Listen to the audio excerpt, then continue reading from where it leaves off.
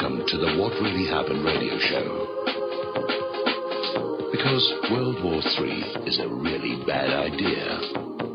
Here is your host, Michael Rivero. And aloha, America. Welcome to our show today. It's Wednesday, March 23rd, 2016. Happy Hump Day, starting that long, slow glide down to Kaahumanu Friday and another weekend. All kinds of stuff going on today. The phone lines are open, 877-300-7645. Tom is in our control room, ready to answer the phone, put you on the air with your comments and questions.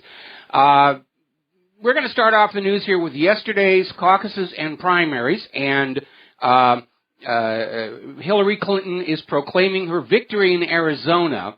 What she's not really talking about is that tallying up all of yesterday's contests, Bernie Sanders actually won 17 more delegates than Hillary Clinton did.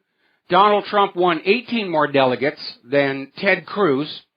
So Trump is pulling ahead. Sanders is closing in.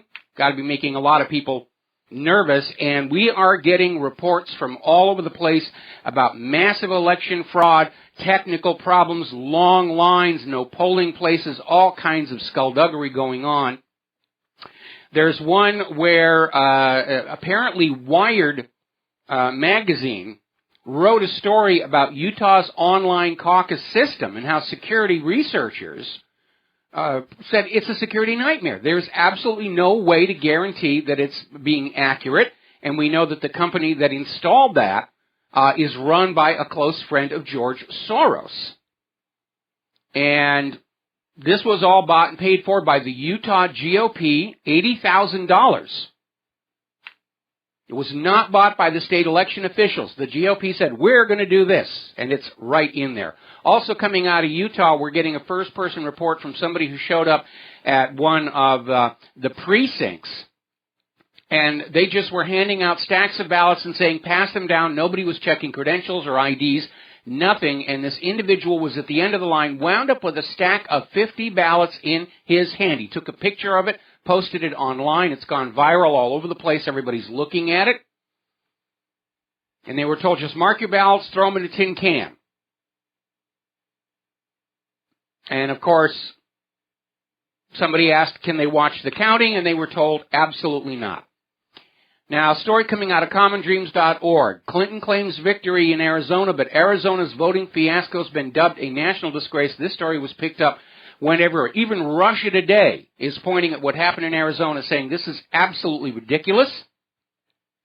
And what was going on is in counties that with minorities, they slashed the number of polling places. Back in 2012, they had 200. They only had 60 in the state's most populous county. This works out to 20,000 voters for every available polling location. Some people stood in line for 5 hours trying to vote. And a lot of people, because they've got day jobs, couldn't vote. They were disenfranchised. And we're already seeing an analysis of what's going on over at governmentslaves.info. Arizona had an early balloting mail system that Hillary was doing very well in, either because the people who vote early are in favor of Hillary or there's massive fraud going on there as well. And to secure her victory, all the Democratic Party needed to do was just throw as much interference in the way of the live election as they could, and which is exactly what they did. Now, the Arizona Democratic officials are out there saying, no, we weren't expecting a heavy voter turnout in these districts, so why bother opening polling places, where we don't expect anybody to show up? This is the crookedest election in U.S. history, and Americans have got to pay attention to this. Because if we are not, in fact, picking our own candidates and choosing our own leaders, then the contract with the government is broken. And we don't have to listen to them. We don't have to fill out their paperwork. We don't have to take their orders. We don't have to pay their bills. And we do not have to sacrifice life and limb of our children in their wars of conquest. This is supposed to be a republic with a democratically chosen leadership, and we don't have that right now. Now, a lot of people are still talking about Donald Trump's speech to AIPAC, and a lot of people were very disappointed that he didn't get up there and tell Israel to go jump in the Dead Sea, but he's being a politician. He knows he needs AIPAC, and not everybody fell for it. Max Blumenthal is out there saying that Trump was just playing AIPAC. He's wringing his hands over the fact that AIPAC seems to have gone along and applauded wildly. But Blumenthal doesn't think that Trump is as pro-Israel as AIPAC seems to.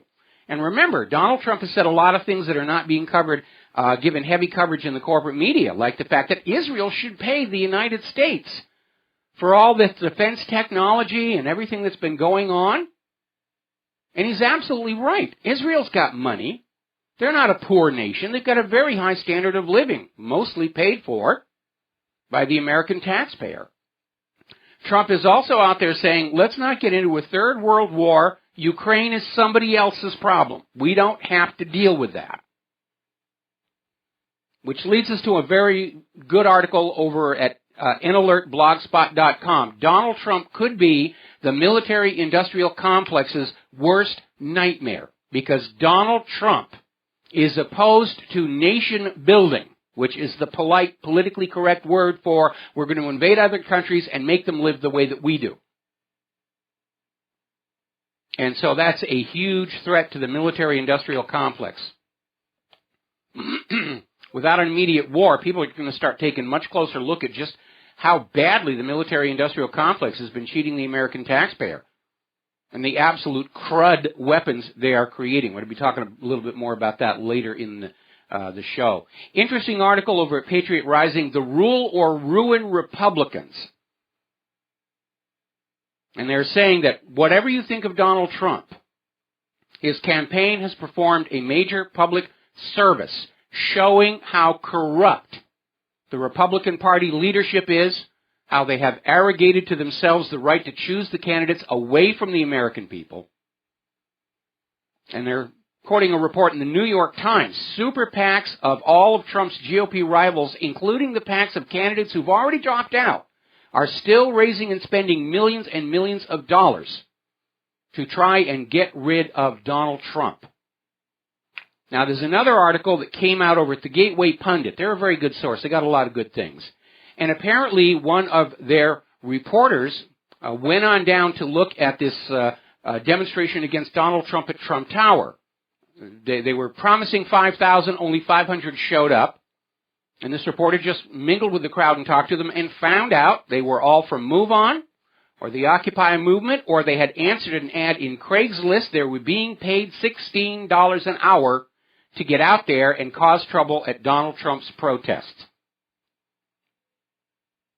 So that's what's going on over there. We're going to take a phone call from Robert in Missouri. Aloha, welcome to the show. What's on your mind? So, Mike, a good analysis that I saw about Trump at AIPAC was this. He already knows that a predominant number of the audience itself is not going to swing his way, but he needed to do what he did in order to please the Bible prophecy, Christian Zionist, John Hagee types, all the evangelicals. So this was like a necessary tactical maneuver on his part because he would have got just skewered in the evangelical Christian Zionist world if he did not do what he did at AIPAC. And so that's a good analysis. It was probably one of the most poignant analysis that I saw. It was like it was a forced deal for Trump to have to do that because of Kufi and all these other organizations that would have just freaked out if Trump wouldn't have done what he did at AIPAC. And I want to get your thoughts on that. That's a very good analysis. That is a very good analysis, and I think it makes a lot of sense. Okay. Robert, are you there? Hello? Hello, yeah, I agree. It's a very good analysis. Anyway, we're going to let you go. Thank you very much for the phone call and switch to Brian. Actually, we got to take a break for commercials. Brian, I'm going to put you back on hold. We'll take your phone call after these few words. And aloha, America. Welcome back to our show here. We're going to go right back to the phones here to Brian in Pennsylvania. Aloha, welcome to the show. What's on your mind? Brian, are you there? Okay, I guess we lost Brian, so I'm going to put him back on hold, and we're going to switch over to Wes in Idaho. Aloha, Wes. Welcome to the show. What's on your mind? Hello, Michael. A lot like that caller prior, I want to direct attention to what Jeff Brent was saying about Trump's delivery at AIPAC. that really he wants a two-state solution. Really, he wants Israel to start paying for their own defensive aid, but he really couldn't, in front of AIPAC, say these things as well as the fact that he undoubtedly knows that high-rise buildings do not fall the way they did on... Well, he's actually made a statement that if he's president, we're going to find out who really did knock down the World Trade Towers. And we're hearing from over in Alex Jones' area that Trump insiders are saying he's a lot more clued in to the truth movement than he's willing to let on at this stage in the presidential campaign. I'd certainly like that to be reality because from my point of view, Trump still comes across as dangerously naive about what's really going on in the world, and his view of current events seems to be too much dominated by what he sees on the TV news. But again, he's running for president, and he's trying to walk a fine line between, saying what people are expecting to hear and going across a line where they're going to say, oh, wow, the guy's a kook. And, of course, the instant he crosses that line, that will be the attack we hear from all the other Republicans and certainly from the Democrats as well. Oh, Trump is a kook. He's dangerous. He's insane. Let's invoke the 25th Amendment now and kick him out. Another thing I wish to point out is that Trump's reverse speech is absolutely perfect. He truly loves America. He never stumbles. Whereas Cruz and Rubio and Clinton, every time, many times, their reverse speech reveals them as to be absolute liars, traitors, mocking. Okay, now this whole this reverse speech thing is kind of getting a little bit out there. I think it's a much better exercise when you're seeing a politician on TV making a speech. Just turn the sound down and watch their face and look at the faces of the people sitting around them to see if they're energized and excited or if they're just sitting there looking bored like they were told to be there. Anyway, Wes, we're going to let you go, and I'm going to try and see if Brian in Pennsylvania is back on the line. Are you there, Brian? Hey, Mike, can you hear me okay? Yeah, I can hear you now. What's on your mind? I just wanted to make sure that you're going to talk about the whole blizzard in Denver thing. Oh, yeah, they just shut down the airport. Gosh darn that, human-caused global warming. I just want to make sure. I saw that when I went to look to see the temperature tomorrow, and I was like, holy crap, everybody keeps complaining how it's like, the plant's going to boil over in the next few years, and bam, it's like almost April, and we get a blizzard. Yeah, and it's not just Denver. It's happening a lot of places, and we'll be talking about that in the third hour of the show. So thank you for the information, okay? All right, thanks, Mike. All right, we're going to let you go then. Getting on back to the news, story coming in from Prison Planet. Apparently, the Ted Cruz campaign up in Utah was encouraging voters to vote absentee in a way that violated Utah law. And they sent out a mass email that just said, all you need to do is, print the ballot from our website, fill it out, put it in an envelope, sign across the seal, and include a copy of relevant ID. But the reality is Utah voting laws say that absentee voters have to submit an application ahead of time and not just go on out and round people up and say, it's okay for you to vote absentee. One of the things we really ought to have, one of the reasons for the confusion, because every state's election system is different and is constantly changing. Ordinary voters don't realize it when they're being told to commit a crime. And we do need a national standard for all elections, and that standard has to be accurate, honest, verifiable, fair. Because if we don't have honest, fair elections, then why should we even listen to the government? It's clearly not of our choosing. As Stalin said, people who vote decide nothing, people who count the votes decide everything. All right, well, let's let the vote counters pay the taxes and obey the orders and send their children off to die in wars. Anyway, this PC stuff is just reaching ridiculous levels. And apparently, there was this college student. And remember, we're talking grown-ups. I mean, they're out of high school. They're 19, in their 20s or something like this. And apparently, somebody put a Trump 2016 sign on a sidewalk. and the college students demanded a safe space. We must have a safe space. We can't have the Trump placard here. Boy, talk about thin skins. I mean, when I was a kid, people were allowed to say what they really thought. This political correctness nonsense was just struggling for identity. Now it's taken over the whole world. There's a funny video. It's a satire about modern education. And it's a humorous piece, and it's on the front page of WhatReallyHappened.com.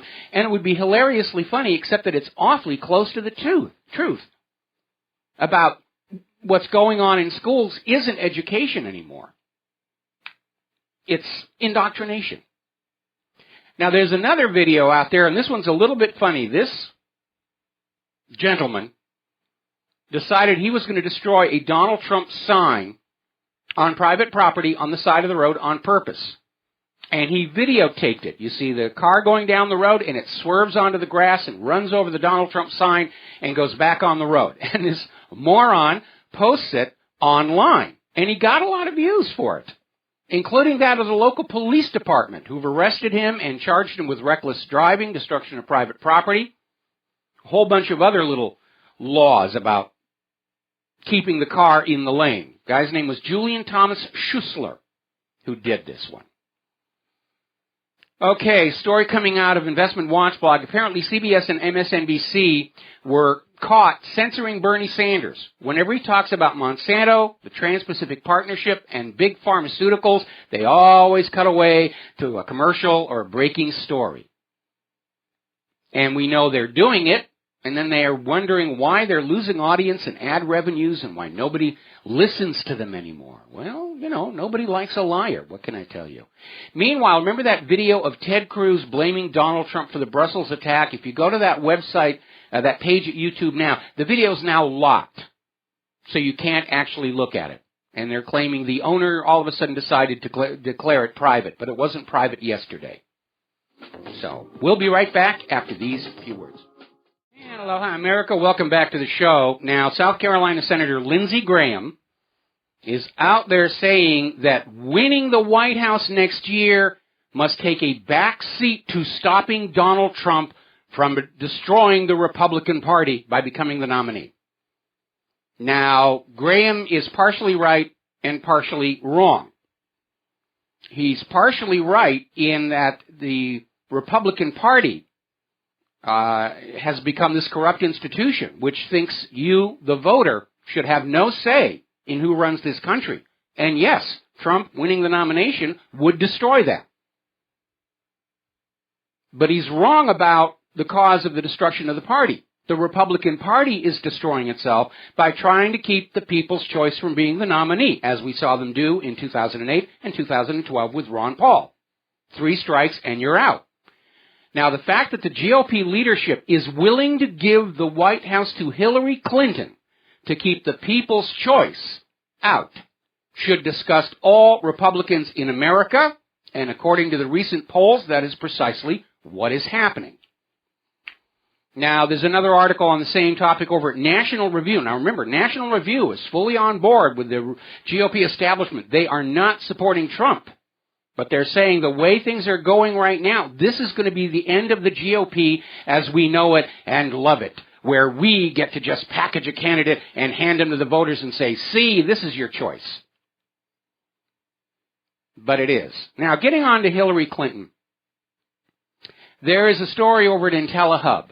Hillary Clinton is a criminal. FBI increasingly sure Clinton violated laws. Evidence literally everywhere.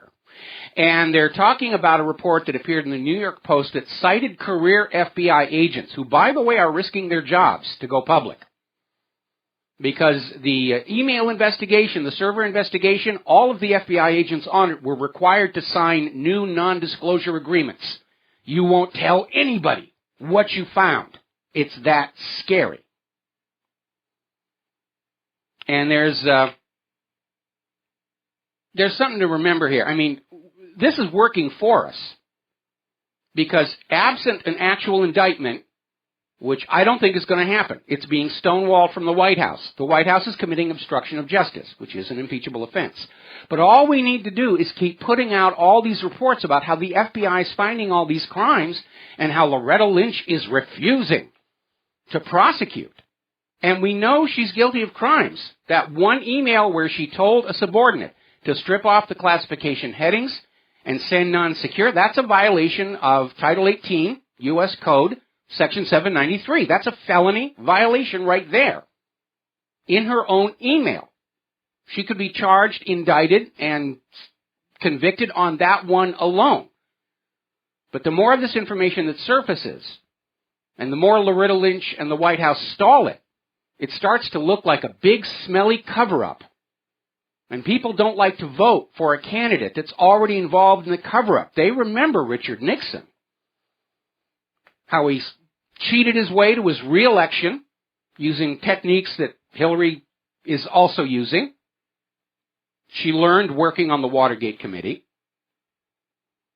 We're not going to want to have to go into a Hillary presidency that's going to be month after month of revelations about all that's been going on, ending with her resignation. We don't need to go through that nightmare again. And the American people don't want to go through that nightmare. Now, Hillary, unfortunately, has got massive election fraud on her side, but Sanders is closing in on her. Now, somebody put up a humorous article. And it's called U.S. Justice Department Prosecutors Laugh Off the FBI's Clinton Email Probe. It's humor, it's speculative, and it's basically a fly on the wall overhearing U.S. Justice Department prosecutors talking about the email scandal and how no way is it going to happen because we want to protect our phony baloney jobs under a Hillary presidency. But like all good satire, it contains a bit of truth. Because they go on in there talking about how when Hillary wins the White House, she will have her revenge on the FBI. She's vindictive. And anybody from the FBI who's listening to this broadcast, and I know you are, you might want to think about this. Because if Hillary is not indicted and she becomes president, she is going to scrape out the FBI like a Halloween jack-o'-lantern for daring to investigate her spying at the State Department. That means your careers are toast. Unless by November, Hillary is toast. So like these FBI agents who are talking to the New York Post, you need to get the information on her crimes out to the public to make it obvious the White House is obstructing justice, which is an impeachable offense, in order to force Obama and Lynch to do their jobs properly. Otherwise, you FBI agents, start polishing your resumes right now. And in this economy, good luck finding another job as well paid and cushy as what you have now.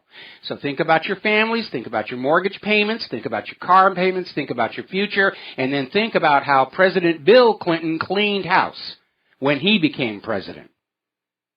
Because that's exactly what's going to happen if Hillary gets the White House. Now, let's turn to what happened over in Brussels. A lot of news still surfacing on that.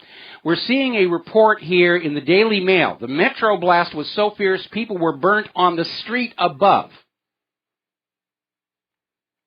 And looking at that report and looking at the damage to the airport, those don't look like suicide belts to me.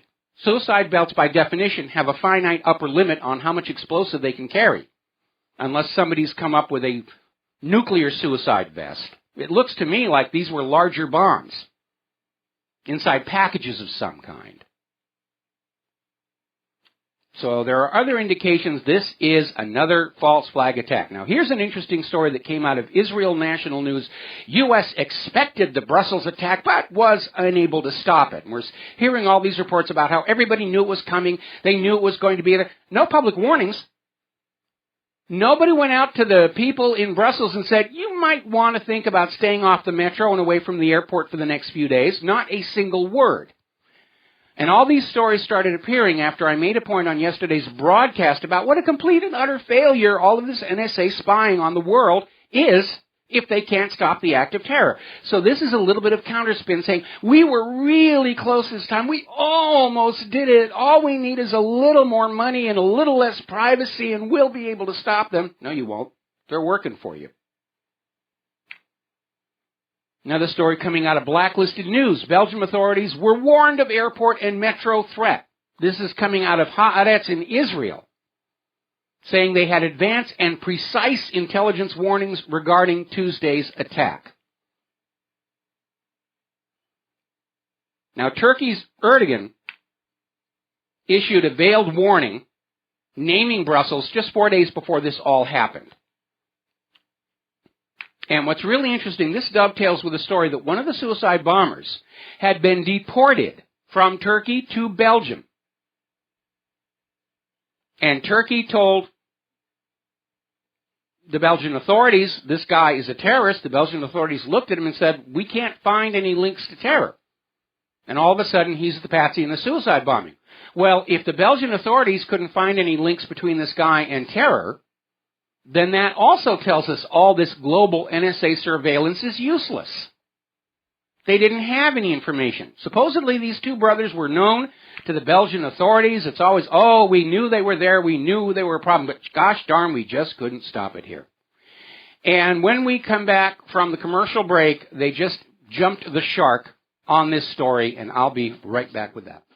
And aloha, America. Welcome back to the show here. And now they're trying to cement the official legend on the patsies with a story that really doesn't make a lot of sense. They're claiming that during the anti-terrorist raid into this home, in the trash can, they found a computer on which was found the Brussels suicide bomber's note. Okay, now, who throws a working computer into a trash can except for Windows 10 users? And why would a guy planning on dying waste time tidying up his home by tossing that away? If you write a suicide note, you want someone to read it. If you don't want it to be read, you don't bother writing it. Nobody writes a suicide note on a computer and throws the computer in the trash. That was the shark right there. Actually, no. This is the shark. An Israeli minister is saying Brussels suffered this horrible terror attack because of EU wanting labeling on settlements from the occupied territories. That's why they had the bombing there. It's all the fault of those BDS people. Now, Newt Gingrich is out there stating something that should be obvious to everybody. Brussels validates Trump's concerns about open borders. And all the open borders people are going ballistic. We're seeing a clash of two agendas here. One is the New World Order, no more borders, everybody blurred all together, holding hands and singing Kumbaya, and spending their lives in permanent debt slavery to a global central bank. That's one agenda. The other one is the War Hawks agenda, where they need to have ISIS out there as the manufactured enemy that scares us into throwing our money and the lives of our children into the war machine.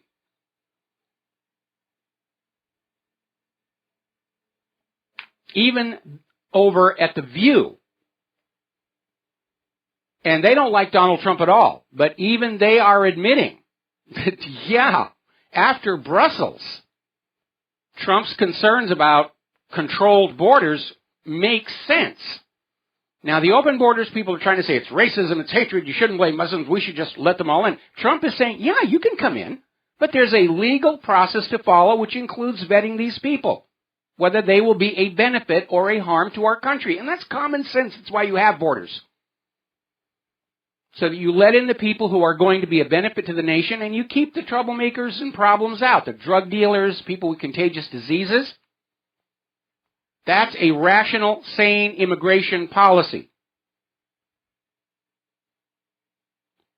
It's amazing.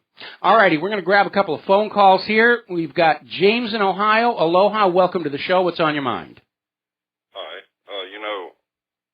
Since you mentioned Gingrich, I'm surprised that they haven't brought up the fact that he co-authored an alternative history novel in which the Nazis won the war.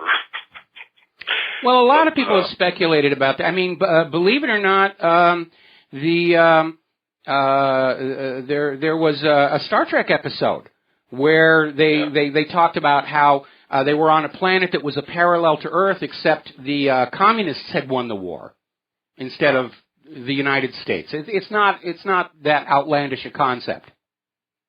Well, anyway, I was thinking ahead, and if Black Lives Matter and the Bureau of Land Management can't agree on different initials, I was thinking when the revolution comes, That's going to cause a damn lot of confusion. And by the way, Reuters was just... Oh, by the way, the Bureau of Land Management, they're the ones with those ranger hats. Okay. Reuters was just reporting that Black Lives Matter is looting and burning the marketplace of ideas. Yeah, they are, but so is political correctness as a whole. And let me think, what was the last one? Oh, well, I'll save it for later. That's all I got for you today. Just a little break from all the seriousness. Well, thank you very much, and it is very serious stuff, but we do try and inject a little bit of humor in there. Thank you for the call. We're going to switch over here to Nathan in California. Aloha, welcome to the show. What's on your mind? Oh, hi, Michael. Speaking of humor, I've been having a lot of laughs with Brussels. I mean, this is one of the funniest hoaxes yet. A good video for you to watch is Brussels joins the terrible crisis actors guild. I did see that one. The reason I don't want to post to these things, you're not telling us. It is a tragedy, unfortunately, and we're seeing. I know it's not. It's awesome. Okay, well, it is. But, I don't want to get into this area here because, we're seeing governments are willing to just murder innocent people to gain their political agenda. And that is something people need to realize, whether it's Franklin Roosevelt intentionally sacrificing sailors at Pearl Harbor, or Woodrow Wilson sacrificing all those passengers on the Lusitania. Leaders will do that. They'll go ahead and slaughter thousands of their own people as long as they can use the blood to rewrite history. But nobody died in Brussels. This is all a crisis. Well, no, I just don't buy it. I think real people did die because the government understands we're looking for crisis actors, and looking at the damage from the blast at the metro and the airport terminal, I think real people probably were killed. In any event, that's open for speculation, but we all agree it's a false flag, and that's all we need to agree on, so thank you very much here. Now, getting on back to Brussels. We're getting more confirmation of something we talked about yesterday. This is over at SOTT.net.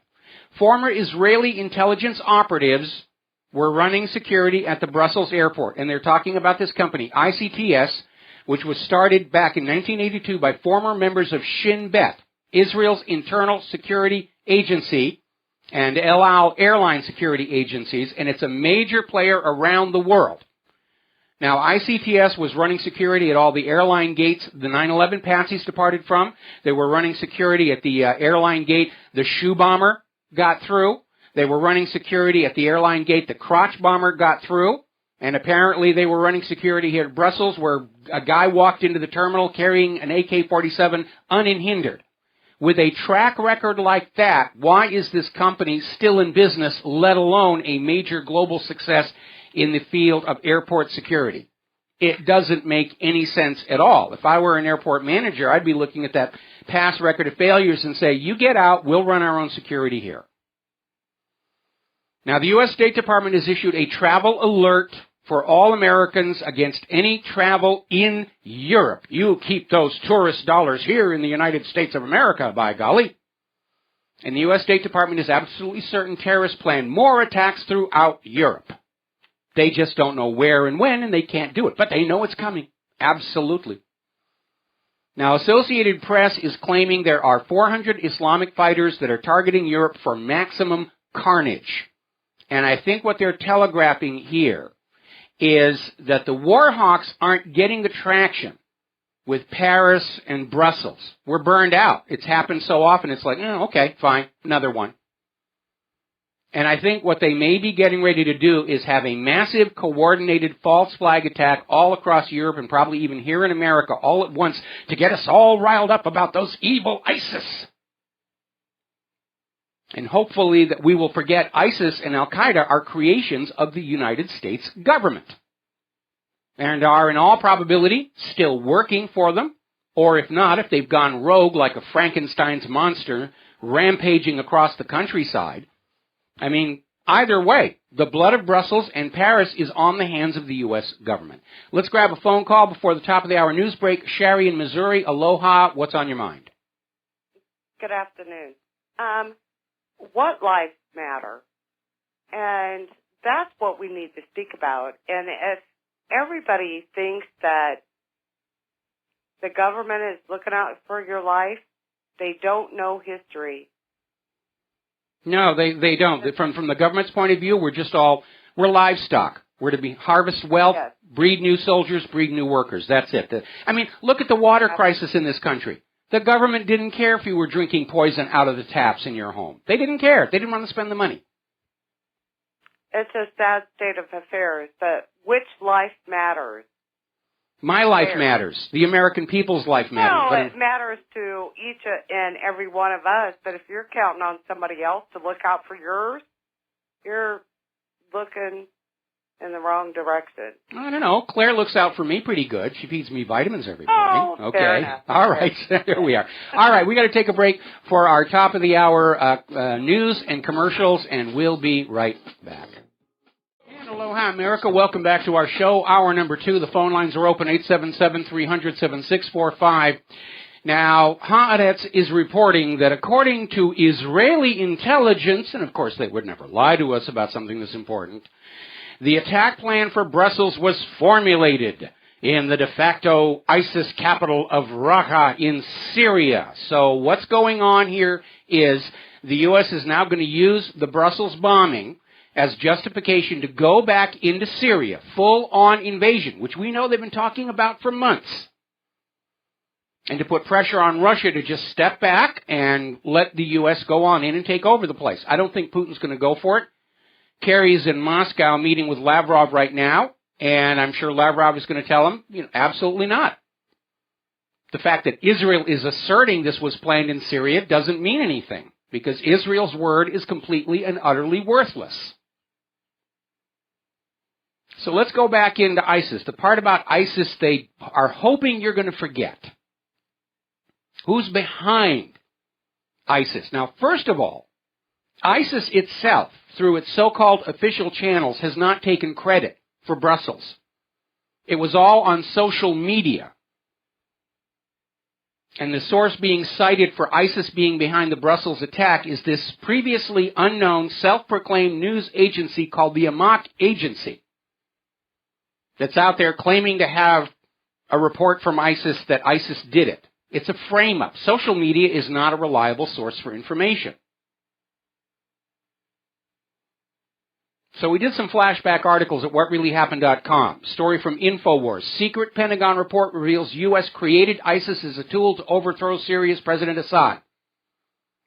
And that's what they're using it for now. Ooh, ISIS is back. They're bombing Brussels. They're going to destroy all of Europe. Unless you let us invade Syria. Kick out Assad. Put in a puppet regime. That's what's going on here. Now, the story out of Global Research up in Canada. America created Al-Qaeda and ISIS terror group.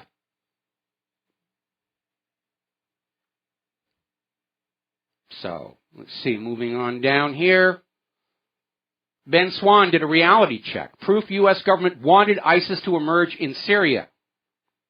Now, the story out of Natural News, no less. Truth emerges, the U.S. created ISIS. And don't forget, emails that were released as part of the Benghazi investigation prove the U.S. was smuggling Libyan weapons through that consulate in Benghazi to ISIS and Al-Qaeda in Syria.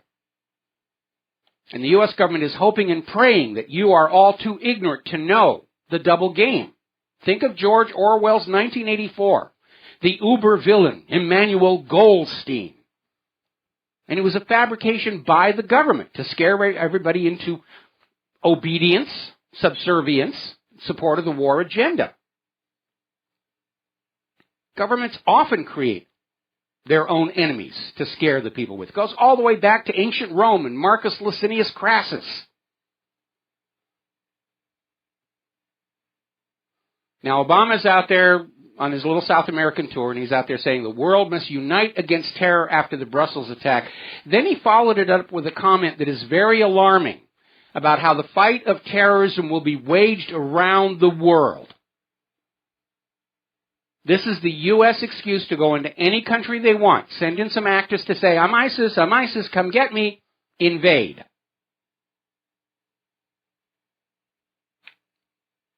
That's the hoax, that's the fraud.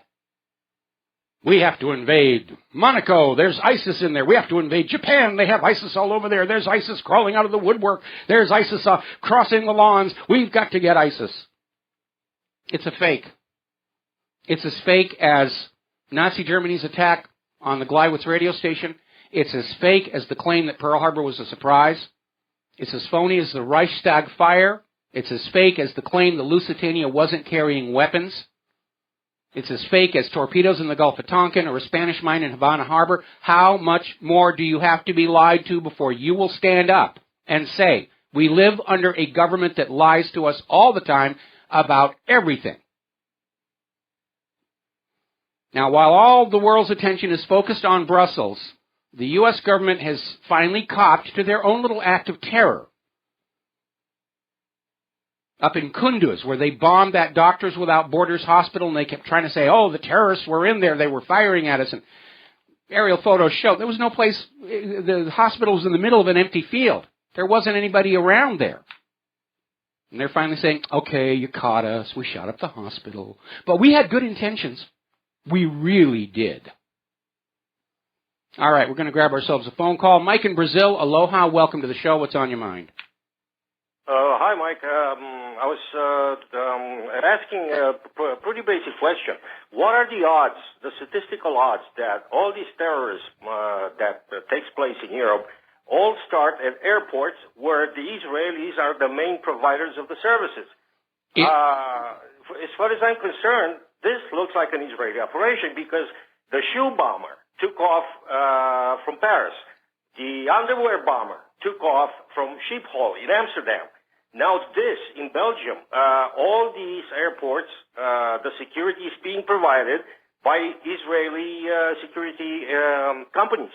What are the statistical odds that these things only happen in airports where the Israelis are the providers of security services? Well, the odds are pretty long, and that's why people are starting to pay attention to it. And now we have Israeli intelligence claiming they have proof that Syria is behind the Brussels attack. And we're just supposed to take their word for it and go ahead and invade Syria again, even though the ISIS and Al-Qaeda terrorists are all but gone. The Syrian army is now inside Palmyra. And the war is all but over. The U.S. is desperate to find some excuse to go back into Syria, and they're risking outright war with Russia to do it. Yeah, this is a manufactured event because the Israeli company that provides the security at the airport, I'm sure they let those guys with AK-47s, not to mention the fact that in Amsterdam, the rumors have it that it's a big hub of arms trafficking in Europe. And I can't remember where I saw this, but it comes from multiple sources of information. And the fact that Belgium is very close to Amsterdam, it makes it possible that they allowed the guy to walk into the airport with an AK-47. Well, somebody sure did here, but you remember the crotch bomber at the Schiphol airport? There was a witness there who said that the crotch bomber was walked around security by some official with name tags and everything. They came out and said, you don't need to search this guy.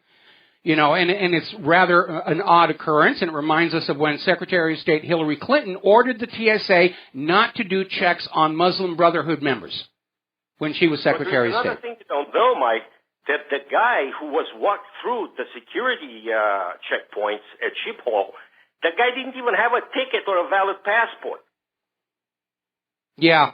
Believe this? Yeah, that's right. They put him on a plane without a passport, knowing that at the other end he would be put on a plane back home. But they put him on there, and, you know, fortunately his crotch bomb didn't do much of anything except harm the seat. The guy, according to the reports, there was a well-dressed gentleman who was there with him, helped him check in, and then escorted him to the security gates. Nobody asked any questions. The guy got on the plane, and fortunately, his diaper bomb didn't go off as expected. Well, I mean, it was never going to work anyway because, sitting on the thing, if he detonated it in his seat, and apparently he couldn't get it to work, so he went to the restroom or something, all it was going to do was burn a hole in the seat and blow off his gonads. It was not really a credible weapon to bring the airplane down with. He was set up to be caught and captured so that they could wag terror threat at us to get our money for war and to get the life and limb of our children for their wars. That's what this all is. All war is based on deception. Thank you for the phone call. Got to take a commercial break. We're going to let you go, and we'll be right back. Aloha, America. Welcome back to the show. We're talking about what happened up in Brussels. It's another obvious false flag. The cover stories they're putting on out to blame the patsies are already falling apart. And we're starting to see the various agendas surface. One of them is to give the U.S. a justification for a full-on invasion of Syria, which they've been talking about for months with Saudi Arabia and other allies. This is not a new idea. They've been looking for an excuse, and by golly, ISIS just handed it to them. Now, from the European Union's point of view, and remember, Brussels is the capital city of the entire European Union, they're hoping that all this terrorism and everything is going to scare the EU member nations into dropping their ideas for an exit. We've got the Brexit coming up. France is talking about a referendum to leave. Denmark is talking about a referendum to leave. Germany is talking about a referendum to leave. It's all starting to come apart.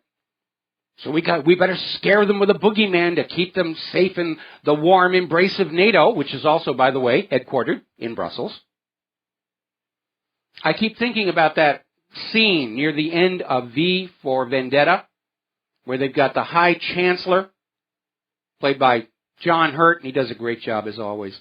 And he's out there screaming at his subordinates, I want them to remember why they need us. Because governments need you to need them, be dependent on them, or they lose all power and authority. You're not doing anything good for us. We're going to go our own little way over here. We have a right to self-determination. It's in the United Nations Universal Declaration of Human Rights. Now, there's an article over here in the New American that is hitting the nail right on the head. Brussels terror attacks underscore insanity of EU migration policy. And I'm sure that over in Germany, Angela Merkel is dealing with a lot of flack about this. Now, leading lawmakers identified Belgium as a hot spot for terrorism months ago. And people from Belgium can come to the U.S. without a visa to this very day. Now, Donald Trump was right. We need to secure our borders. We need to choose who gets in and who does not. That's just common sense.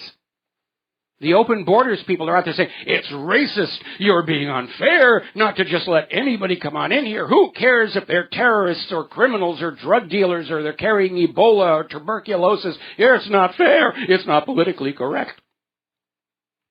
But yeah, Brussels vindicated Donald Trump. He's right. If other people around the world think that life is better in the United States, and it isn't as good as you've been told it is, by the way, if you're thinking about moving here, let them come. There's a legal process to go through for immigration. If we want to be fair and just, we should have an immigration policy at our Mexican border that matches that of Mexico itself. You're not allowed to just step across the border into Mexico, get free stuff, vote, get a driver's license. You step across that border into Mexico without Mexico's permission, you are going to jail. Now, protests are already mounting across the European Union against this proposed European Union-Turkey refugee deal. They don't want any more of them. They've had it. And it's only going to get worse because as the situation deteriorates over in Ukraine, and the Ukrainian people have come to understand that life as they knew it is gone forever, they're starting to flood into the European Union. This is the largest refugee crisis in history. And refugee crises are always the product of these global wars. We're already in World War III. They don't want to admit it, but we are. Now, following up on the Denver airport, they closed a couple of areas yesterday. They thought there was a threat. They didn't find anything. The airport was reopened last night. It's closed again today because of the blizzard. The airport in Atlanta has been closed again. Everybody's on a hair trigger alert, and they're out there, oh, terror, terror, terror, terror, terror. Meanwhile, America's fake war against ISIS grinds on, and it's an article over an activist post, basically saying Syria, backed by Russian air power, has succeeded in encircling all of these U.S.-sponsored terror groups.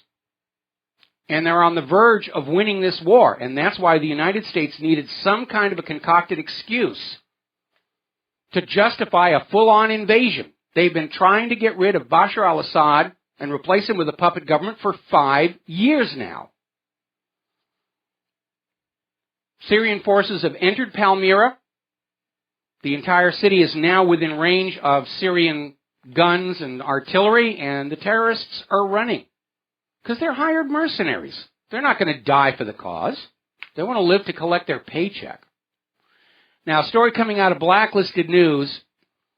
The U.S. House of Representatives voted overwhelmingly to declare the Islamic State is committing genocide against Christians and other minority groups in Iraq and Syria.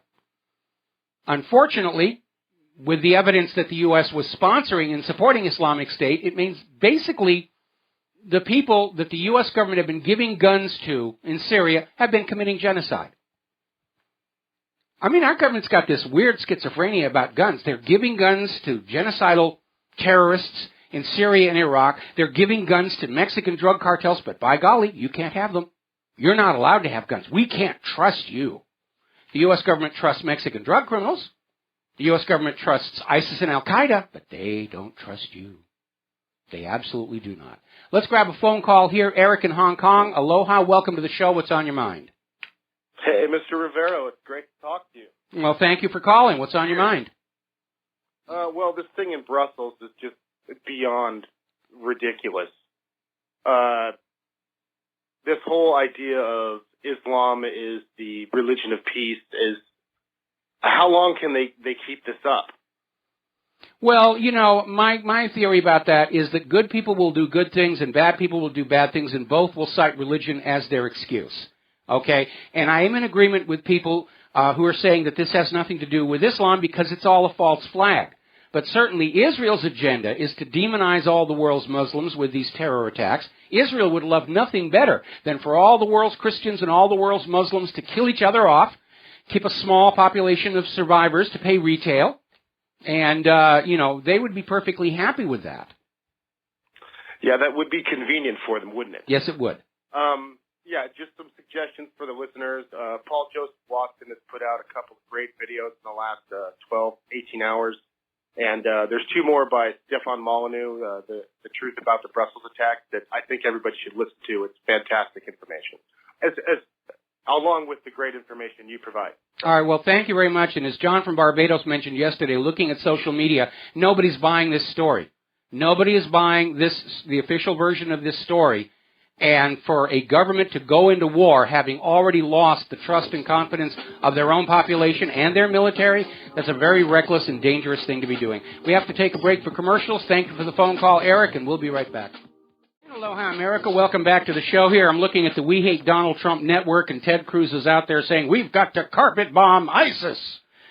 The whole point of a terrorist group is they're sort of blended in with the general population, but I guess that's not a hindrance for Ted Cruz. Just kill everybody, let God sort them out here.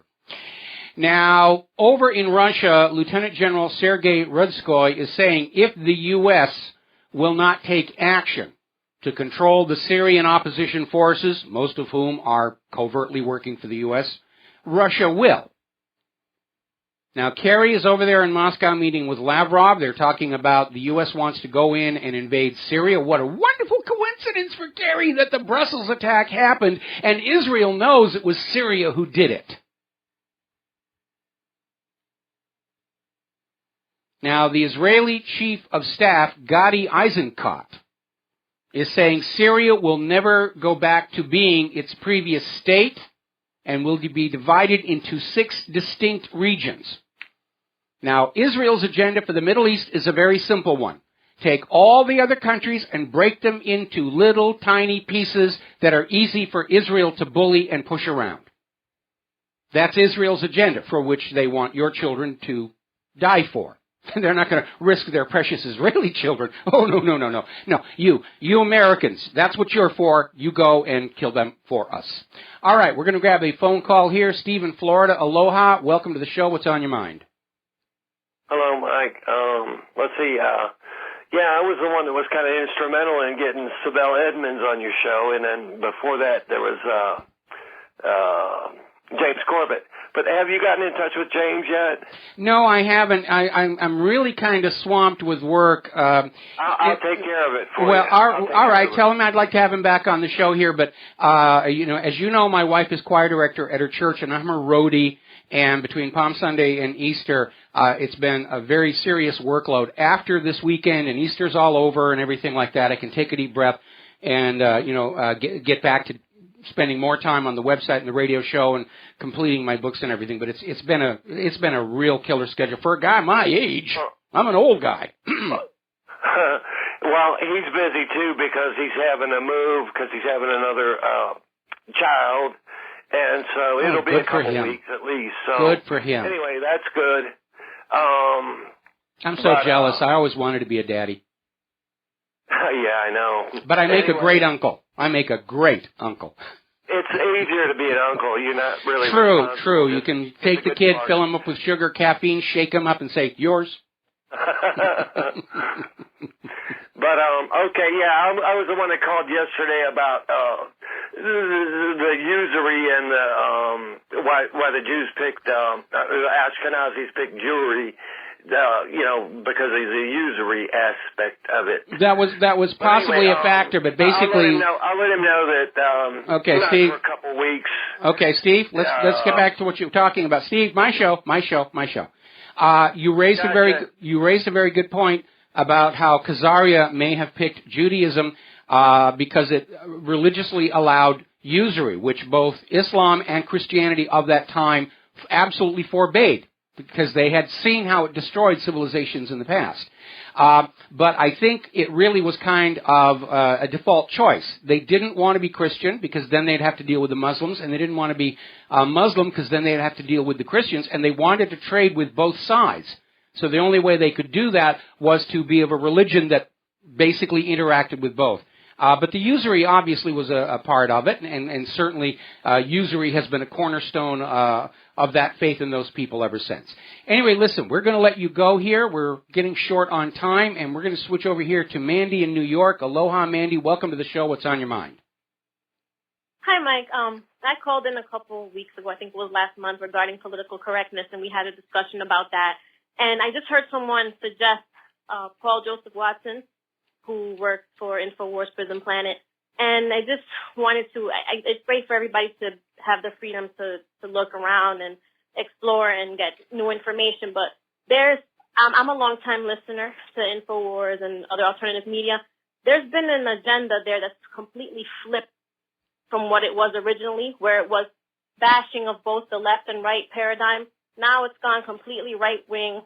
It's, I wouldn't recommend it. I would recommend it, people to look into that person and with a side eye and kind of a little bit. Well, I would recommend that everybody look at the videos and just decide for themselves, okay? Right. But I understand your concern.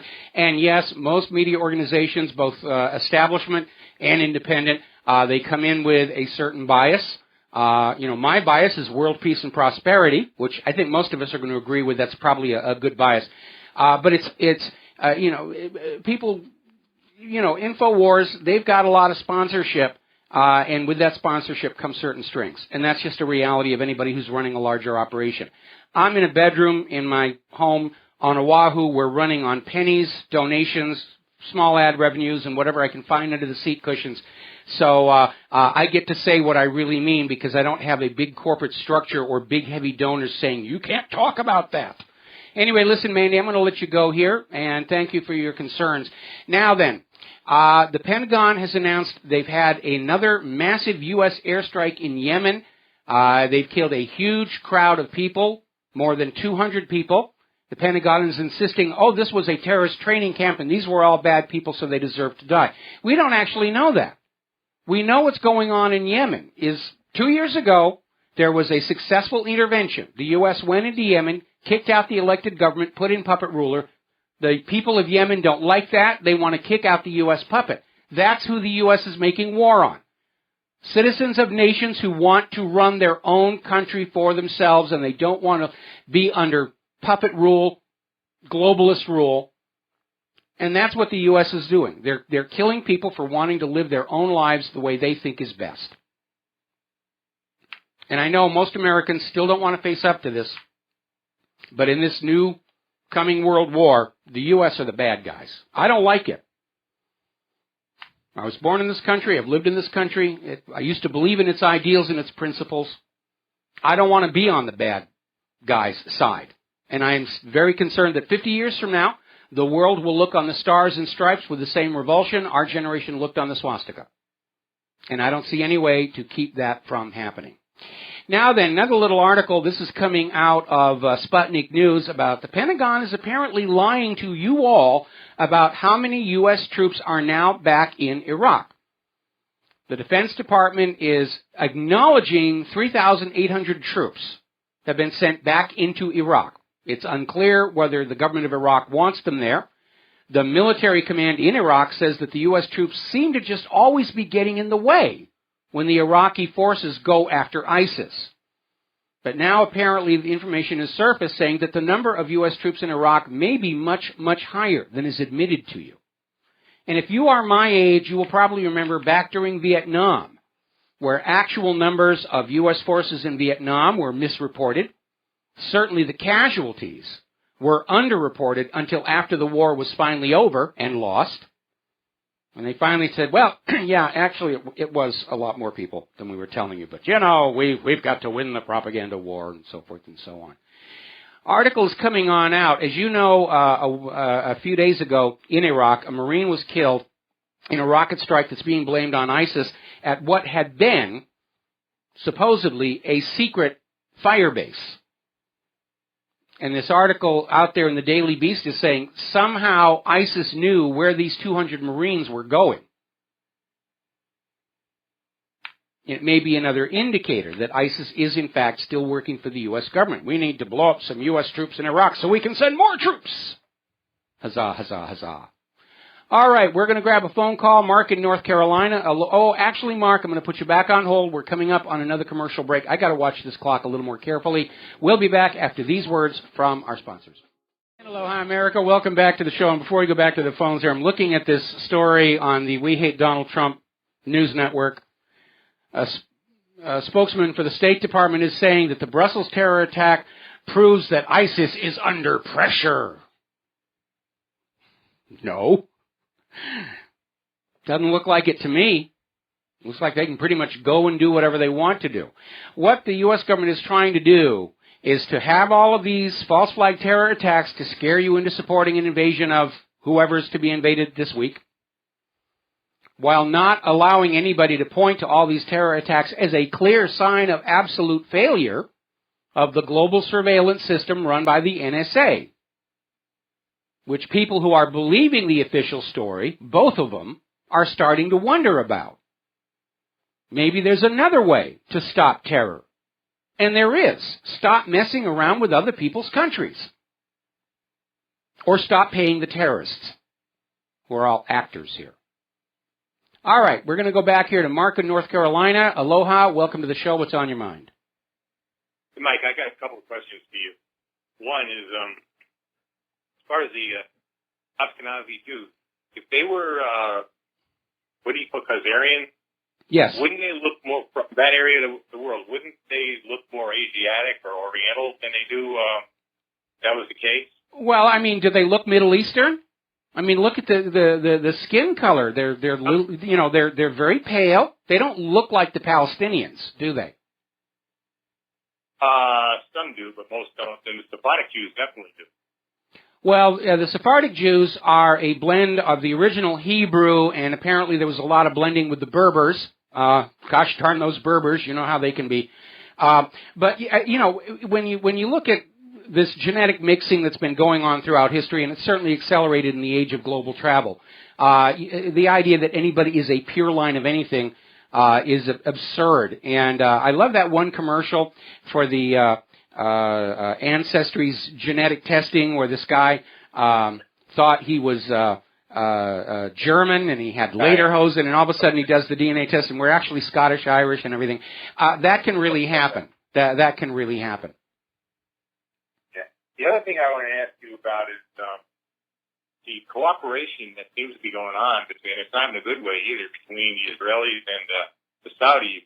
And I want to ask you, going back into all these ancient times and all that, is there possibly some kind of a connection between the Wahhabi Muslims and perhaps the Talmud, which I believe was the most orthodox of Jews, but it wasn't not the original Bible. It started sometime around the same time, I believe. The Wahhabis started. Do you think there's some kind of a connection there? There's been a lot of talk about it. There's been a lot of talk about how the Saudi royal family bloodline actually goes back to Hebraic times. And I think, though, most of the connections are purely economic and political. Saudi Arabia's government is in a lot of turmoil right now. They have a ruling family who are suffering what appears to be a hereditary mental defect. And as a result, the country is actually very easy to manipulate, and that's going to be exploited by the United States and by Israel. I think that's going to explain what's going on a lot more. I think Saudi Arabia is going along with Israel in the U.S. agenda in the hope that they will be left intact as the rest of the Middle East is balkanized. And I have news for the Saudis: you are dreaming if you think you are not on the eventual to be invaded and broken up list. Yeah, but the Saudis seem to have their own ambitions. They seem to want to, turn, Wahhabiize the Syrians, even the Iranians. They don't like the Iranians, so the Iranians are a different type of Islam. As a matter of fact, I have my doubts whether the Iranians are really the bad guys we make them out to be at all. No, they're not. They seem to be a much less virulent form of Islam, and basically seem to want to be left alone. Well, Iran is actually quite secular. I mean, all religions are accorded equal legal status there. They're protected. I mean, there was that huge embarrassment some time ago. Israel approached Jews living in Iran and offered them financial incentives to move to Israel. And the Iranian Jews said, heck no. We're comfortable here. We're prosperous here. Nobody bothers us. We've got friends. We've got businesses. We've lived here for generations. One of the world's oldest continually operating synagogues is in Iran. And Israel's been very upset about that. And again, in this age of the Internet, go on out and find out for yourself if these bad people are really as bad as you think they are. And don't wait for somebody who's being paid to sell you a war to come in and say, oh, the Iranians are bad, the Iranians are evil, the Iranians have got nuclear weapons and they've got... I mean, after that big, whopper about Saddam's nuclear weapons, you shouldn't take anything the government of the United States or the government of Israel or the establishment media says at face value. They're there to sell you things. The new war, in this case. Well, I do go to Press TV sometimes, and they do seem to be still some kind of theocracy. No. Go one step further than that. Find websites for Iranian nightclubs or Iranian sports associations. Go to websites that are actually in Iran and just look at the pictures. And by the way, Top Gear, before they lost Jeremy Clarkson and the rest, did a show inside... I'm sorry, I'm confusing that with Qatar. But there's a documentary out there called Please Don't Tell My Mother I'm in Iran. It was shot by an Israeli. Yeah, and that'll show you what's really going on. And, most of the women in Iran, they're wearing the headdress because that's what they're comfortable with. It's their tradition. It's a matter of fashion. They're not being oppressed. Iranian women who don't want to wear it, they don't wear it. It's not that big a deal over there. Oh, I thought they had to wear it. No, I mean, again, go to the websites of these Iranian nightclubs. Maybe they have to wear it on the street, but once they're inside a club, no, it all comes off. Okay? I mean, like I said, it definitely seems to me like Iran's not the ogre that they're trying to make them out. I don't believe it isn't. They have not launched an invasion, a war of conquest against another nation in over 200 years. It's just not their nature. Look at who's always invading and conquering. It's Israel. They can't go 6 months without bombing somebody.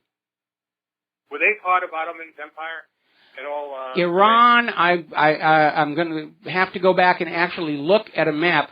I think they were. And the aftermath of World War I was the Ottoman Empire was broken up. And they just arbitrarily drew a bunch of lines and said, all right, you're now all independent nations that we can push around. And that's where the present Middle East came out of. That's kind of amazing, though, that, Iran is really Persia. That Persia would have actually been conquered by the Turks, Well, I mean, Persia was conquered by Alexander the Great. Historically, probably one of the reasons they don't invade other countries is they're not actually very good at war. Oh, okay. Okay. Matt. All right, we're going to let you go there. All right, now, along with Easter this weekend, we have the Jewish holiday of Purim coming on up, and Israel has imposed severe travel restrictions on the Palestinians during Purim. Everybody else is free to come and go. The Israelis, visitors, travelers, foreign passports, you can go wherever you want. They are only closed for the Palestinians. Now, Israel continues to raise Palestinian farms and structures in Al-Khalil. They've gone on in to this Palestinian area and said, this is now a military zone, and under Israeli law, we can basically raise it flat. And it'll stay a military zone for about 6 months, maybe, and then it'll be turned over for another illegal settlement. So that's what's going on. Now, over in Great Britain, polls on the Brexit are now showing that leaving the European Union is now in the lead. It's a slim lead, enough to overcome with election fraud. But the trend is very, very clear. The British people have had it with the European Union, and I'm sure that the numbers are probably increasing after Brussels because of all these uncontrolled refugees and migrants that are getting over to Great Britain through the Channel Tunnel. All right, real quick, John in Barbados, we've only got a minute before the news, but go ahead and speak your piece. Okay, Michael. For the previous caller who was asking about Iran, I would recommend he watch the YouTube video called Riding a CB-90 Round Iran. He will get a full picture of that country, and it's nothing like the Western media is. Okay, that's riding a CB around Iran, right? I'm going to... Honda CB-90 Round Iran. Okay. All right, I'm going to try and locate that during the news break. Thank you for the phone call. We'll be right back. Aloha, America. Welcome back to our show here. And let's see. Got a little problem with my headset. We'll deal with it. Okay, welcome back to our show. Hour number 3. The phone lines are open, 877-300-7645. And I want to take a moment here. We've been talking about how the military-industrial complex has created a situation in which America's weapons are hideously expensive, because it's not their own money they're spending, and they're not very good. And so there's this article that came out over in Huffington Post, no less, talking about the Navy's new stealth destroyer, the USS Zumwalt. It's the first in a new class. The ship costs $4.4 billion with a B, and it's being described as a big, shiny waste of money. Now, when they first proposed this in the early 1990s, the Navy ordered 32 of them. As the costs went up, they've cut the order down to just 3. At one point, they tried to kill the program entirely.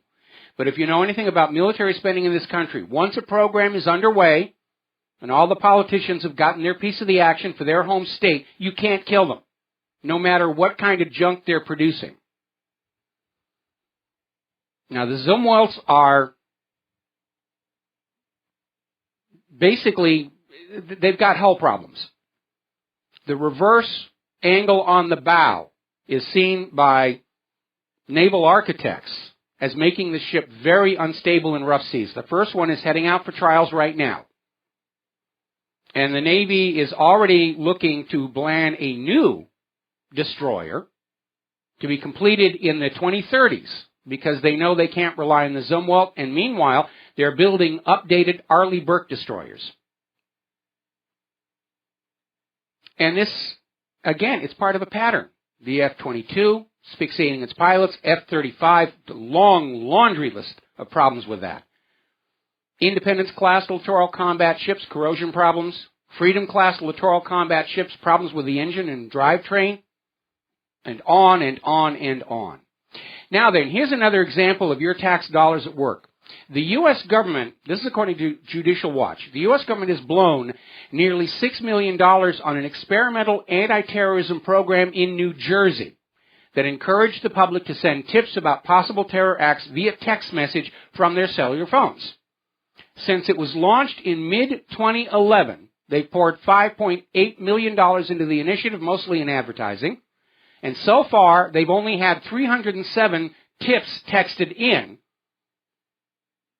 Large number, just people testing the system to see if it actually works, which after the Obamacare website is a wise and prudent thing to do. Now, getting on to the economic news.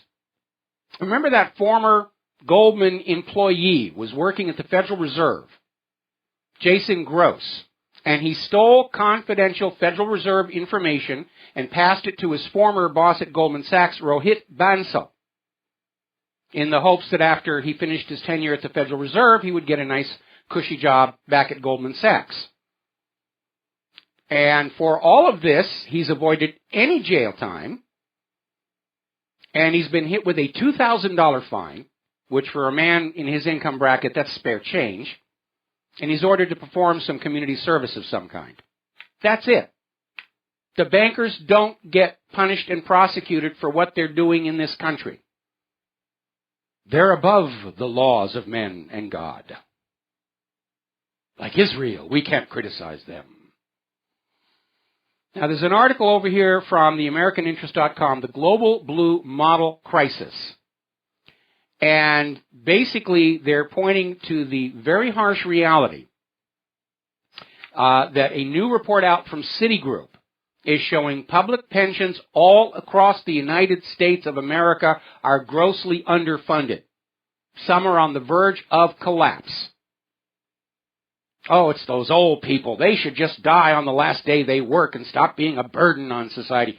Well, remember, a pension fund is funded by the employee. You put money into it to get it back on your retirement. It's not their money, it's your money. Same thing with Social Security. Now, the reason all these public pensions are grossly underfunded is because back in 2006, 2007, when Wall Street was ramping up that mortgage-backed security fraud, Wall Street's pet ratings agencies all declared these mortgage bundles AAA, which made it legal for pensions to invest in them. The only ratings agency that said these are going to be a problem was Egan-Jones, who then got slapped down by the Securities Exchange Commission for being so impertinent. Then in 2008, the mortgage-backed security fraud collapsed and the pensions were empty. They lost their investment money. But nobody has the courage to point the finger of blame at Wall Street. After all, Wall Street, like Israel, must never be criticized no matter what they do. So everyone acts like it's the fault of retired people who are just making demands to get their own money back. Story out of Zero Hedge. It's now official. Canadian bank depositors are now at risk of bail-ins. Canada's new Liberal government has unveiled what they're calling a stimulus budget, which is going to run a deficit nearly 3 times larger than they were promising during last year's election. Imagine our surprise. Now, if you live in Great Britain, you've probably been in the habit of buying these commemorative coins sold by the Royal Mint. And you probably saved them because you thought they were going to be something that would help your retirement or maybe give to your children. But apparently, as of January, those commemorative coins are not worth anything. The Royal Mint has informed banks they will not be buying them back. And for people who invested thousands of dollars in those coins, well, that's basically it. That's the end of it right there. They wanted to save their money. They should have invested in the Legends of NASCAR commemorative plate collection. It was one of the blue-collar comedy guys who was talking about that. Anything with a collectible value is going to be fickle. When you're investing in gold and silver coins, don't buy them for collector's value or numismatic value. That changes with fashion. You're buying the metal. That's what you're investing your money in. Meanwhile, down in Brazil, the state-owned oil company Petrobras has suffered a record loss, more than 36 billion reais in the fourth quarter, which is roughly equivalent to $10 billion US. Another victim of this misguided, poorly thought out oil price war against Russia. And that's one of the things that really worries me about our leadership in Washington, D.C. They don't think these things through. They come up with an idea that sounds really good, everybody gets on board, they go on out, and it turns into a foreign policy or economic disaster. And they just scurry around trying to find somebody to blame it all on. Wasn't my fault. It was a good idea. They messed it up. The people on the other side of the aisle messed it up. People don't take responsibility for their actions in government. That's how they get to be politicians, I guess. Now then, story coming out of Veterans Today. Michigan is facing a dire consequence if the Sioux locks fail. Now, we're talking about collapsing infrastructure here in the United States of America. And this is a set of locks on Lake Michigan, serving one of the rivers there. And it's in a serious state of decay. And if there were to be a major failure, it would be at least 6 months before they could repair it, get it operational again. That alone could plunge the nation into recession, closing factories and mines, halting auto and appliance production in the U.S. for most of a year, 11 million jobs lost across the nation. But hey, we needed to spend your tax dollars propping up Wall Street, killing people in other countries we're not at war with, and of course we always have to be taking care of Israel. So just suck it all up and just deal with it here.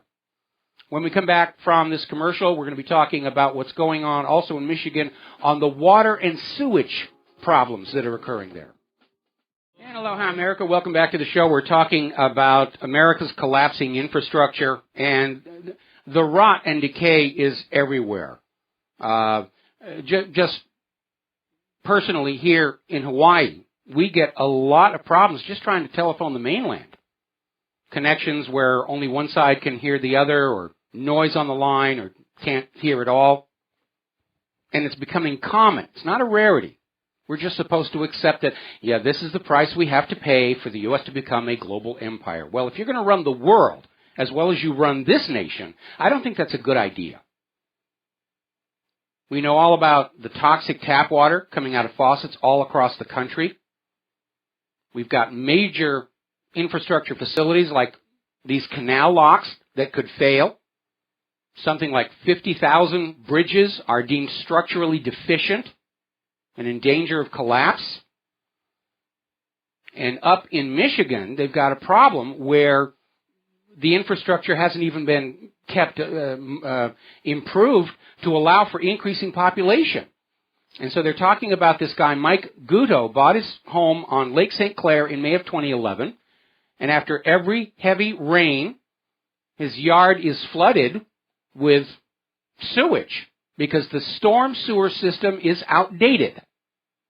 And it can't handle the volume of material being poured into it. Plus, we know from Storm Sandy that a lot of maintenance on the existing system isn't being done anymore. And the storm drains are becoming clogged with dead branches and other debris, so that when a major rainstorm happens, you get flooding. We know that the massive irrigation system, which greened up the western half of the United States, which is mostly desert, is delivering less than 1/3 of the water it was originally designed to deliver. Out in California, where they're dealing with the drought, a big part of the problem are cracks in the aqueducts that are leaking millions of gallons of usable water into places where it doesn't do any good whatsoever. This didn't happen overnight. This happened over decades of rot and decay because the government thinks it's more important to spend your money on somebody else's country than on your country. And that's something else to keep in mind as you head to the polling places this year. America needs leaders who are going to put America first, second, and third. Now Michigan is looking at billions of dollars to have to go back in and repair and replace these systems, when it would have been far cheaper and more prudent to simply keep them maintained properly. When you have infrastructure and you pay the money to maintain it, over the long haul, it's less expensive than letting it fall apart and being forced to go back in and rebuild it all from scratch. Now, a federal appeals court has ordered the Internal Revenue Service to release the full list of groups it targeted for delays in their nonprofit status and other harassment. because there's a class action suit filed by NorCal Tea Party patriots that's waiting to proceed. And the Internal Revenue Service has been saying, you don't need to know that information. We're sorry, we left it on Lois Lerner's hard drive. Yuck, yuck, yuck, yuck, yuck, yuck, yuck, yuck, yuck. Now, as you know, yesterday, the Department of Justice backed off its pressure on Apple to give them software that would allow them to basically break into any iPhone they felt like. And they came on out and said they have another source that will get into this particular iPhone. And it turns out the other facility is a company in Israel, Celebrite. And this company specializes in making what they call cyber forensic tools. We would call it hacking tools. But that's what this company does. And if Celebrite is able to succeed, the FBI is saying we won't need the help of Apple. Unfortunately, many of these chips that are in these electronic devices are made in a company in Israel. They may be pre-backdoored, and that may be Celebrite's secret. And if there's nothing, remember, the phone in question was not a personal phone of the Patsies. It was a company iPhone given to the husband for his work.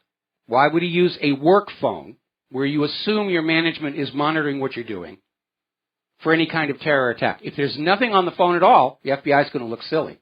If there's something on the phone that counters the official story, it's going to be a PR disaster.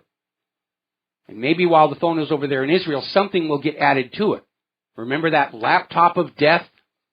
The laptop that Israel ginned up with all these very bogus blueprints for nuclear weapons? And then they gave it to the MEK, and the MEK gave it to the world saying, oh, we found this from an Iranian scientist. Really, they're building nuclear bombs, and that turned out to be another lie. Now, over in Minneapolis, Hennepin County Attorney Mike Freeman is announcing that he will no longer use grand juries to investigate police officer crimes. And the specific case here, the two police officers who are under investigation for the shooting death of Jamar Clark last November. And the prosecutor is saying, we don't need a grand jury. I will decide the merits of the case all on my own. Okay, now then, over in Brooklyn, you're going to love this one. Cops in Brooklyn arrested a U.S. postal worker while he's delivering a package after he'd criticized their driving. 4 Brooklyn cops in an undercover vehicle just were careening down the street, just barely missed this postal worker. And so he reacted like a New Yorker would. And then in response, the cops stopped their car and went back and arrested this guy for yelling at them. And it was an out-of-control situation. It could have easily turned into another Eric Garner situation. And the police apparently are being encouraged to behave like this. They're being told nothing bad is going to happen to them. See Minneapolis. And it even gets weirder than that. This is from the New York Police Department. An on-duty cop killed a teacher on a crosswalk, the legal crosswalk, and the family sued. And the New York Police Department is saying, no, we're not responsible, because the teacher who was struck by the on-duty cop at the crosswalk assumed the risk by crossing the street. It's all her fault because she crossed the street. Well, that's what the crosswalk is for. And they're trying to say she behaved recklessly by crossing the street at the crosswalk. And therefore, the cop that hit and killed her is just innocent of any wrongdoing. We're getting into the twilight zone. All right, on to human-caused global warming. I'm already getting hate email from the global warming cult saying, oh, this is all anecdotal. This is not the science. You should look at all these expensively produced charts and graphs. Snowstorm shuts down Denver's airport. I mean, like they didn't have enough problems from the false terror warning yesterday. And this blizzard is what it is. When we come back from the commercials, I'll finish the rest of this. Hello, hi, America. Welcome back to the show. And we're talking about human-caused global warming. We're talking about this blizzard that has hit the central United States, and it shut down Denver's airport. The visibility is so poor, it's not safe for aircraft to take off or land. Now, normally when snow starts coming on down, you reach a point where airline pilots don't want to try and land, but you can still take aircraft off. If they can't take off, that's major, major snow. And they're saying the road to the airport itself is blocked, and the passengers already at the airport are being told to just remain there and sit and be comfortable until conditions improve and they can either safely drive away or get on their planes where they're going. But they're stuck in there. That's a major amount of snow. That's not just a little bit. And this blizzard is causing travel problems all the way from Denver up to Michigan. Major league. Now, not too long ago, there was a major blizzard down in Mexico, about a week ago. 19 degrees north latitude in southern Mexico. They had a major blizzard. And they're now discovering that something like 2 million monarch butterflies were killed by the cold. And I'm sure from the butterflies' point of view, they're out there saying, what the heck is going on? It's springtime. I'm supposed to be out sipping nectar and pollinating and all the rest of that. This is spring we're in, by the way. Remember back in 2000 when the Carbonazis were saying snowfalls are now a thing of the past? It's just one more case of the government lying to you to get your money and your obedience. And gosh darn it, but Mother Nature just didn't get with the program. How dare they have snow and ice when we're trying to convince the world that this was the hottest year on record. Which we found out Noah ginned that up by cherry-picking the data to get the results they wanted.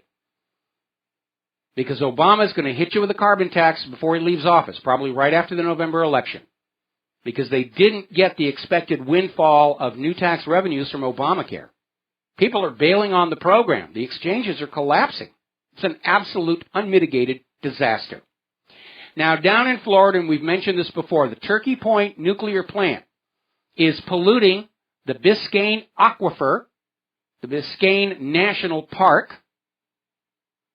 And this is all coming from contaminated water originating from the cooling canal system at the Florida Power and Light's Turkey Point facility. And this is now threatening South Florida's drinking water supply. So along with lead and whatever else is in that faucet, now you've got tritium coming on out. And I'm sure they'll get Ann Coulter to come on out here and remind us that a little radiation is actually good for you. And by the way, that too was based on cherry-picked data to serve a purpose.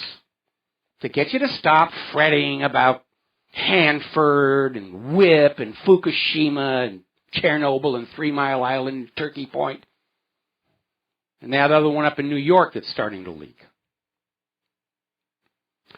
Now then, getting on to the subject of vaccinations. As you know, there is a national mandatory vaccine bill that is being put together. And they're saying that basically all school children in America will be required to have these vaccines that are recommended by this advisory committee. And as it turns out, this advisory committee are all vaccine industry insiders. They receive money from the vaccine manufacturers in the form of grants. So we have the vaccine industry basically deciding what vaccines you will be forced to buy. And isn't that fascism? Now, over at naturalblaze.com, they have an article about a new documentary out by Dr. Wakefield, who's gone on out and documented all of the fraud and corruption in the vaccine industry, including inside the CDC. And there's something you all need to remember about the Centers for Disease Control. It's not part of the U.S. government. It is a private, for-profit corporation, and much of its funding comes from the medical industrial complex. Remember what I said where instead of using priests to convince you to do something because it's the will of God, now they've hijacked scientists. They'll take some neppet, put a white lab coat on him and say, yes, absolutely, you should rub this blue mud into your navel. It will make you healthy. And it's all about selling product. And the health and well-being of the American people isn't a factor any longer. Look at the Flint water crisis, which according to Aaron Brockovich is actually the case for something like 10,000 communities across the entire country. They don't care about your health. They need you to be chronically sick to make more money off of you, which doesn't work when we don't have the money to pay for the doctors, all of these toxins in our water and our food, cause. People are just sitting at home and suffering. Now, here's a bizarre story. This came out of governmentslaves.info. Apparently, there is a new bill under consideration that would require training for teachers on not having sex with their students. Now, when I was a teacher, we sort of assumed that automatically. It wasn't an idea that occurred to anybody. You know, it was definitely maintain that distance. And now, for some reason, they feel they have to have a formal training program to tell teachers not to have sexual relations with their students. I mean, that's absurd. I think part of the problem, along with Common Core, is when teachers were unionized, it turned what had been a profession with professional standards into just another trade.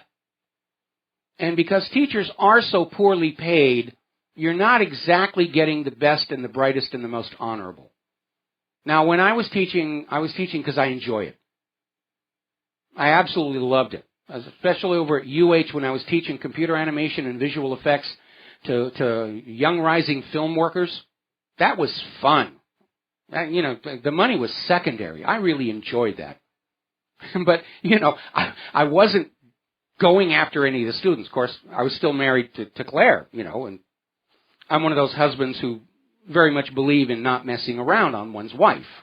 And I realize I'm, the nation's kind of 50-50 on that sort of thing. But them's my rules. And again, taking advantage of that authority position, you're bringing harm to the kids. You're taking away their innocence. And I realize college kids, it's not like they're all virgins anyway, but still, that's abusing the relationship and abusing the trust. And like I said, I'm an easygoing guy. And my life is not anybody's model for clean living. But when it comes to kids, and yes, from my point of view, my age, college kids are still kids. When it comes to kids, I have some very primal, primitive instincts that kick in. And I don't have a problem with them. I'm actually proud of them. All righty, moving on here. We're talking about all of this stuff that's going on.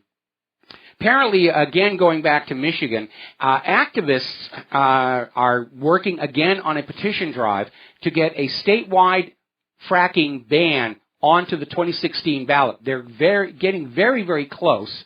And apparently, ALEC-backed lawyers are mounting a lawsuit to block this anti-fracking initiative from being on the ballot. You people can't vote to have safe, healthy places to live. What's wrong with you? That's just wrong. We, the corporations, rule now here. Okay, now, a lot of people are making a real big deal about this Mormon individual who was in Paris just before the Paris attacks, was in the neighborhood of the Boston bombing, and was one of the Americans who was actually injured at Brussels. And they're trying to say there's something nefarious, but I'm not sure I agree. It turns out the guy is a Mormon missionary, and they fly around a lot. I think it's just an incredible streak of bad luck on this guy's part. Remember, I went through the Vienna airport just hours after the bomb strike there, and there was nothing nefarious about that. We'll be right back. Aloha, America. Welcome back to the show. We're getting an update on the situation over the Denver airport. More than 1,000 flights have been canceled. I mean, it's a major hub for the entire country. And, of course, it's the airport with all those very bizarre murals that have caused so much controversy. And I've been through Denver many, many times. If you are in Denver and you have a long layover, like maybe 4 or 5 hours, you arrive in the morning and your departure isn't till the evening, make a point of getting over to the Denver Natural History Museum. It is absolutely outstanding. When I was doing a lot more traveling across America's heartland, anytime I got stuck in Denver and I knew I was going to be there for a few hours, I'd get a cab and I'd go over there. It's a beautiful museum. It is an absolutely beautiful museum. Now then, we are getting actual numbers, real hard data on sea level over at Atlantic City, New Jersey, and it has been falling steadily for the past 6 years. Remember, that was a big thing of the global, oh, the polar ice caps are going to melt and the shores are going to be flooded. And, of course, Al Gore kind of shot himself in the foot because he went out to California, bought himself a seaside mansion. But looking at hard data, let's see. Atlantic City, New Jersey is basically 1/10 of a meter decline. And it's not a lot, but it's not going up. Same thing in Manhattan. I'm looking at all the charts right now. Those are the numbers. Those are the numbers. And being the Atlantic seaboard, I don't think we can say that the land is rising up. There's no active volcanism underneath there. If anything, the land should be going down because they're sucking out all the oil and water. But the sea level is in decline. That was one of the big articles of faith of the global warming cult. The sea levels are rising. The polar bears are going to drown. They're going to go extinct. Actually, the population of polar bears has exploded. They're considered pests now, not endangered species. Now, we went ahead and we put up on WhatReallyHappened.com, we found that video that John in Barbados mentioned, riding a C-90 through Iran. And if you really want to find out what's going on in these other countries that you're hearing all these bad things about, don't go to the news media. Just find something that's in there that's shot by ordinary people or is unrelated to politics. That's going to be the most honest reflection of what's going on. Iranian museums, Iranian culture, Iranian nightclubs, or for any country. When you're being told, they're bad, they're evil, go and find out for yourself, judge for yourself. It'll be your Buddha on the road moment. And again, that other one, I got to put it up after the show is over today. Don't Tell My Mother I'm in Iran.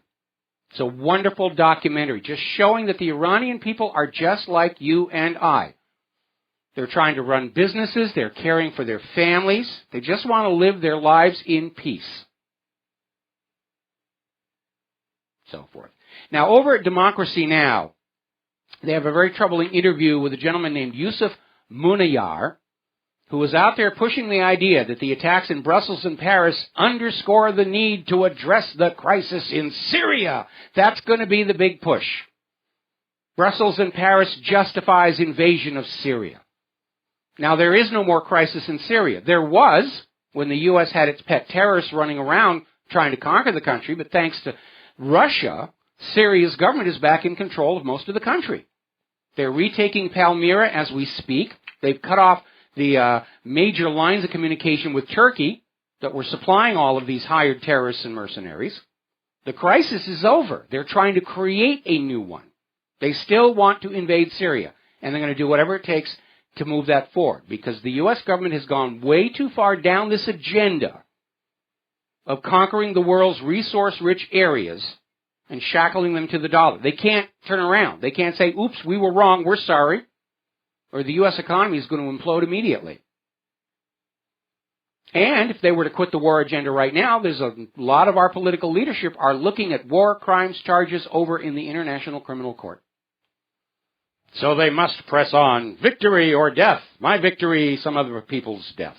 That's how they think. Remember what Henry Kissinger said about the uniformed military? They're just dumb, stupid pawns to be spent to further foreign policy. That's how they see you. All you have to do is look at all the problems with our infrastructure, the toxic tap water, and realize that people in government just don't see you as human beings. They're actually validating H.G. Wells' novel, The Time Machine, of humanity splitting into two, the Eloi and the Morlocks.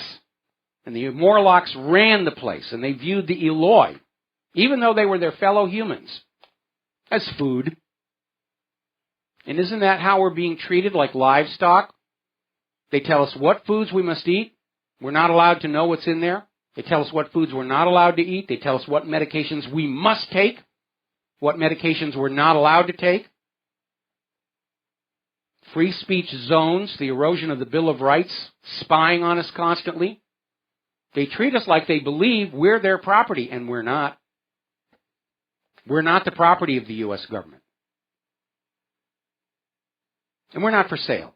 Not to George Soros, not to anybody. Meanwhile, with Barack Obama down there in Cuba, a whole bunch of establishment media pundits who were all in favor of the U.S. use of torture on those gosh darned Iraqis and those gosh darn Syrians and gosh darn whoever we're invading next week, all of a sudden they're concerned with human rights. Oh, yes, we have to be concerned with human rights. Isn't that always the excuse the U.S. uses when they're going to invade somebody? I think that Obama isn't satisfied with normalizing relations with Cuba. I think they want to drop Cuba's defenses and go on in and take it over. Return it to the days of Batista, who was a U.S. puppet in Cuba until Castro kicked him out. They're only concerned with human rights as a doorway to go into a country. Oh, we had to invade Libya. Gaddafi was violating the human rights of his people. And Raul Castro called out Barack Obama, and rightly so, for standing in Cuba talking about human rights just across the island from the U.S. government's torture center at Guantanamo. And what's really amazing is all these politicians, including Obama, who are still out there pushing the propaganda as if they really still think we're believing any of it. And maybe they do, and that's a dangerous thing. Because all of these leaders are surrounded by legions of parasitic sycophants who are too cowardly to tell the leaders what the leaders need to know. They're busy telling the leaders what they think the leader wants to hear so they can protect their phony baloney high-paying jobs. And that's why so many of our political leaders seem to be acting as if they're convinced they're still fooling us, and they're not. And that's going to tempt them to make a really bad mistake, which could hasten the downfall of the United States. Donald Trump is out there vowing to listen to the border agents that Obama has ignored. As you know, there's been a huge stink with Border Patrol agents saying that they're being interfered with and hamstrung. They're being told not to do their jobs. And Trump is saying, yeah, I'm going to listen to you, because Trump wants to get our borders back under control. So when somebody emigrates to the United States of America, we know they're going to be a productive contributor to our society. We're going to know they're not a drug runner. They're not somebody fleeing prosecution in their home country. They're not carrying contagious diseases. And they're not terrorists planning misbehavior in our country. Story coming out of Patriot Rising. Texas residents are scared and tired of illegals running through the streets. This is coming out of CBS 4 about Hidalgo, saying that absolute total strangers are just taking over the streets at night in their community. They don't know who they are, where they came from. Final comment story that came out of PatriotRising.com. With just one vote for Donald Trump, I can vote against Paul Ryan, Nancy Pelosi, Mitch McConnell, Harry Reid, John Boehner, Bill and Hillary Clinton, Obama, Mittens, Kerry, and the Republican elite. Who could possibly pass up that opportunity to slap all these people down with one vote for Trump? I think it's a good idea. I think it's an idea whose time has come. And remember, if we're going to get Donald Trump into the White House, we have to also give him a Congress that will work with him. And I think it's time for an anti-incumbency, anti-friend of Israel fever to sweep this nation.